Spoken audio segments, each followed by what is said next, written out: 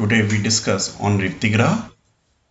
Riftigraha is a dark complex demon which wears the clothes of various colors and is decorated with typical type of garland and is smeared with pastel of sandalwoods. She is with oscillating earrings. Shushruta has mentioned Rifti may also known as Lamba, Karala, Vinita, Bahuputrika and Shushk Rifti. Acharya Kashyap mentioned 20 synonyms of it, while the Mahabharata has said Revati as Aditi and Revata. Revati के लक्षणों में आचार्य सुश्रुत ने बताया है रक्तास्यो हरित मलो अति पांडु देहि श्यावो वाचोर्मुख पाक वेदना अर्थतः रेवती अवतित तनुश्च कर्णासम मृदनाति ध्रुवम पीड़ित कुमारा। कि रेवती से पीड़ित बालक किस तरीके से दिखाई देगा, उसका कैसा स्वभाव होगा, उसका कैसा रंग होगा, उसका शरीर का वर्ण कैसा होगा, इन सभी के विषय में आचार्य सुश्रुत ने यहाँ पर बताया है। आचार्य कहते हैं कि रक्तास्यो उसका जो शरीर है, उसका जो मुख है वो रक्तवर्ण का होगा, हरितमल उसका जो मल है वो हरितवर्ण का होगा। देह कैसी होगी, पांडुवर्ण की या श्यामवर्ण की होगी। साथ ही साथ उस बालक को ज्वर, मुखपाक, वेदना आदि लक्षण मिलेंगे। रेवती ग्रह से पीड़ित बालक जो है व्यथित तनुष्य, इस पीड़ा के कारण जो वह है दुर्बल होता चला जाएगा। कर्णासम मृदनाति और कान और नाक दोनों को ही वह बालक मसलेगा। यही सेम लक्षण कुछ आचार्य वाग्भट ने भी बताए हैं। रेवत्याम श्याम नीलत्वम कर्णासम अक्षि मर्दनम कास हिक्का अक्षि विक्षेप वक्रवत त्वरक्ता वस्त्रगंध्यो ज्वर शोष पुरुषों हरितम द्रवम। आचार्य वाग्भट कहते हैं रेवती ग्रह से पीड़ित जो बालक है उसका शरीर कैसा होगा, श्याव और नील वर्ण का होगा। कर्णनासा अक्षि मर्दनम, कर्ण नासा के साथ साथ वह अक्षि का भी मर्दन करेगा, अक्षि को भी मसलता रहेगा। कास हिक्का अक्षि विक्षेप यानी कि नेत्र विक्षेप दिशा में जाएंगे। वक्र वक्तक मुख वक्र हो जाएगा। त्वक रक्ता त्वचा रक्तवर्ण की दिखाई देगी। वस्त्र गंधो मूत्राशय के समान गंध आएगी। ज्वर शोष आदि लक्षण मिलेंगे। साथ ही साथ जो पुरुष है, जो मल है बालक का, वह हरित और द्रव स्वरूप होगा। आचार्य माधव ने जो लक्षण रेवती के बताए हैं वह इस प्रकार हैं कि आचार्य ने कहा है कि व्रणे स्फुटेश्चेति गात्रम पंकम गंधम स अस्र स्वेद अस्र कह भिन्नवर्चा ज्वरी दाही रेवती ग्रह लक्षण। बालक का शरीर व्रणों से भर जाएगा। साथ ही साथ स्फोट भी बालक के शरीर पर दिखाई देंगे। गात्रम पंकम गंधम और शरीर के पास में कीचड़ के समान गंध आएगी। स अस्र स्वेदकः स्रकः, साथ ही साथ दुर्गंधित श्राव होगा। भिन्न वर्चा मल जो है भिन्न भिन्न प्रकार का त्याग करेगा। ज्वर दाह आदि लक्षण रेवती ग्रह से बालक पीड़ित में मिलेंगे। रेवती ग्रह के द्वारा उत्पन्न होने वाले रोगों के विषय में आचार्य काश्यप ने बड़ा विस्तार पूर्वक वर्णन कहा है। यदि रेवती ग्रह क्रुद्ध हो जाता है तो उससे कौन कौन से लक्षण या कौन कौन से व्याधियां उत्पन्न होती हैं, उनका बड़ा ही सुंदर और सजीव वर्णन आचार्य काश्यप ने बताया है।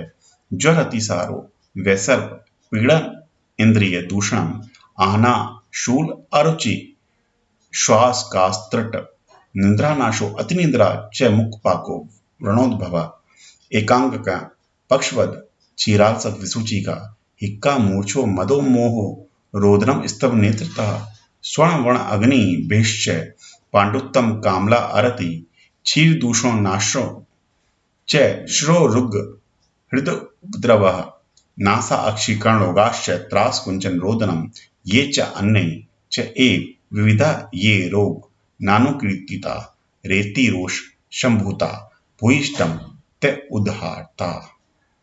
आचार्य काश्यप ने कहा है अगर रेवती ग्रह क्रुद्ध हो जाए तो उससे अनेक प्रकार के रोग उत्पन्न हो जाते हैं, जैसे ज्वर, अतिसार, विसर्प, इड़ी इंद्रियों को दूषित करना, पीड़ा, आना, शूल, अरुचि, श्वास, कास, तृष्णा, निद्रानाश, अतिनिद्रा, मुखपाक, व्रण उत्पत्ति, एकांघात, पक्षवत, छिरालसक, विसूचिका, हिक्का, मूर्छा, मद, मोह और बालक का रोदन, नेत्र का स्तब्ध हो जाना, स्वर और वर्ण और अग्नि में भेद उत्पन्न हो जाना, पांडु, कामला, अरति, क्षीर नाश और क्षीर का दूषित होना, सुररुजा, हृदयोपद्रव, नासा, अक्षी, कण आदि रोग उत्पन्न होना, त्रास, कुंचन और रोदनम।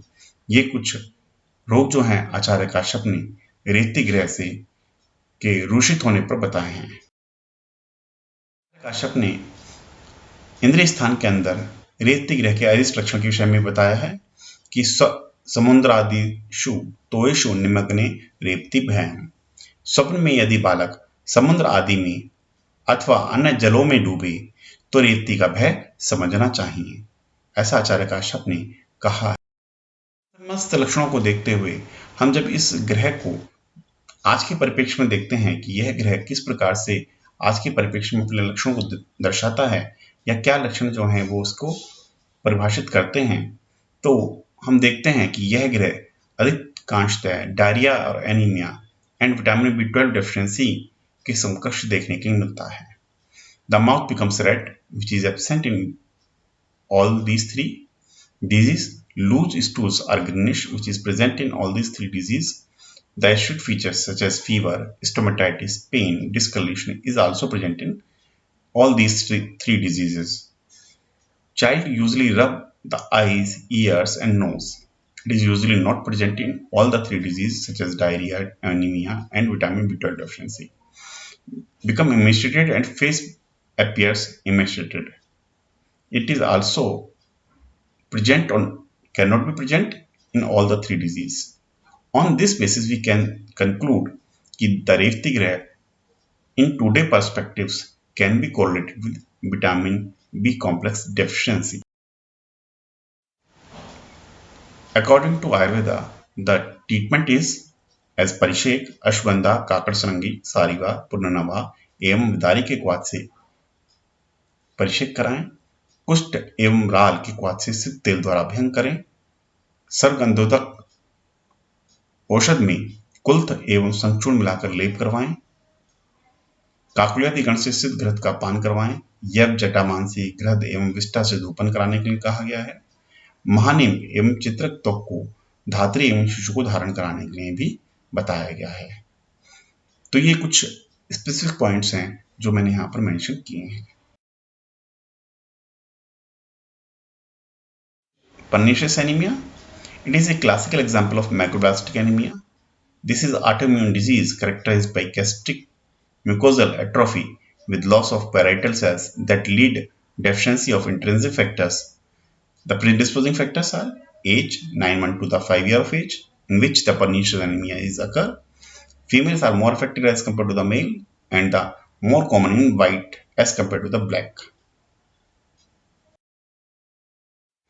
तो हम देखेंगे कि इंट्रिंसिक फैक्टर किस तरीके से विटामिन B12 एब्जॉर्प्शन में हेल्प करता है।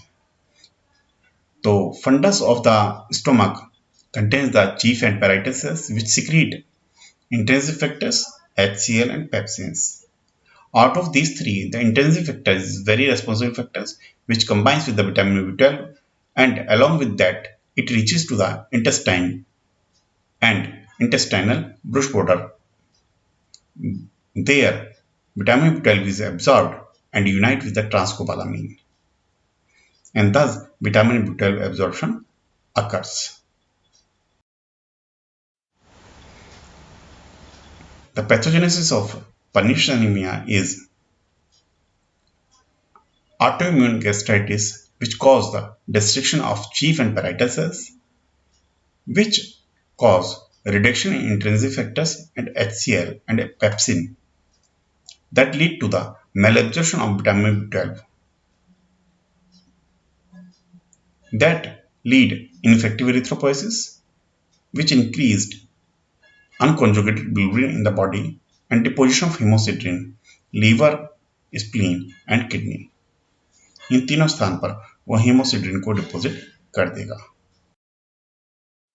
What will the clinical features of the pernicious anemia? These are defective erythropoiesis, cause skin yellowishness, which is occurs due to the jaundice. Tongue become atrophied, smooth with the loss of papilla, angular stomatitis, aversion to food with indigestions, diarrhea alternating with constipation, mild hepatosplenomegaly, and defective myelination of the long nerve fibers, which cause tingling sensation and numbness. What are the investigation to diagnose this disease? This is the CBC, which include the hemoglobin, TLC, platelet, which shows the decrease.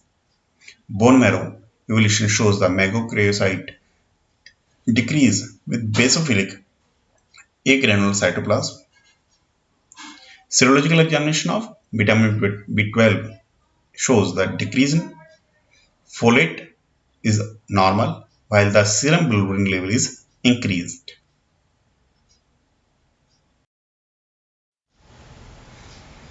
Then we come to the treatment part. Here is the main objective to correct the anemia. First, second, arrest and reverse nervous system lesions which occurs due to the deficiency of intrinsic factors that lead to the vitamin B12 deficiency, and to replenish the depleted tissue store of the vitamin B12.